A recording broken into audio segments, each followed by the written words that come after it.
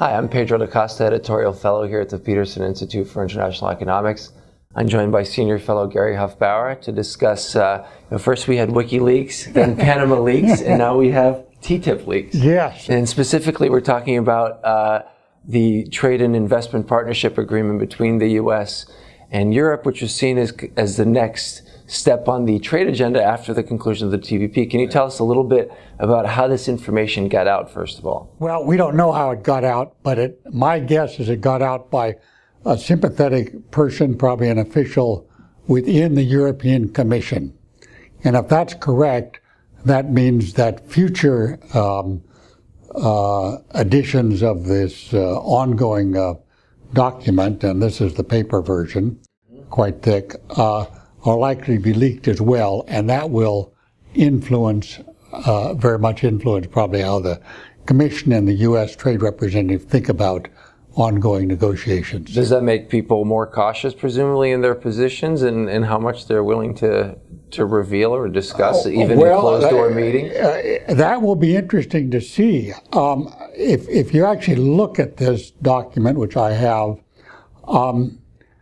nearly all of the sensitive issues remain to be disclosed, remain to be resolved, I should say, remain to be resolved. They do have a list in one of the documents of the sensitive issues. Well, what that means is if we can look to future leaks, as one side or the other compromises on these sensitive issues, and it gets into the into the public domain, that probably increases the backlash they will feel as the negotiations go forward, because you won't have a balance. They try to have a balanced package at the end, but in the interim, it may seem that one side or the other is getting too much good stuff. And of course, this is happening against the backdrop of an increasing anti-trade rhetoric that's coming from both the U.S. and Europe. And so do you think that this damages the negotiations in the long run? Does it dampen the prospect for its conclusions, or is it just... Well, we know what Greenpeace said about this document. They said it confirms that the corporations control everything and that Europe is giving away to the United States and so forth. None of that can be read into this. That was their opinion before they found the documents. It is their opinion after. It will be their opinion probably for the next several years. But in terms of going forward, my guess is that this possibly will increase the determination of Commissioner Malmström and our Ambassador Froman to push forward despite the leaks.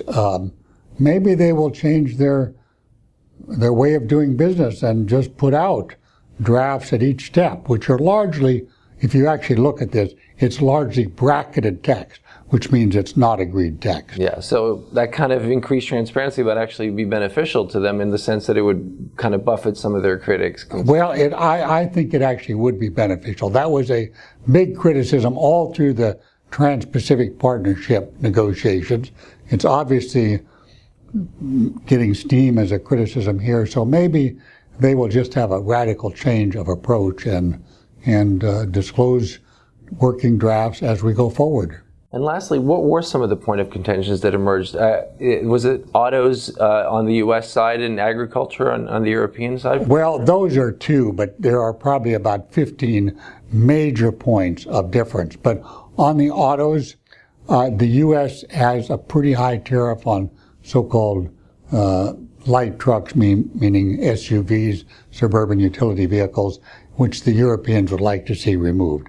The Europeans have pretty high tariffs on a lot of basic agricultural products, soybeans, poultry, and so forth, which the U.S. would like to see removed.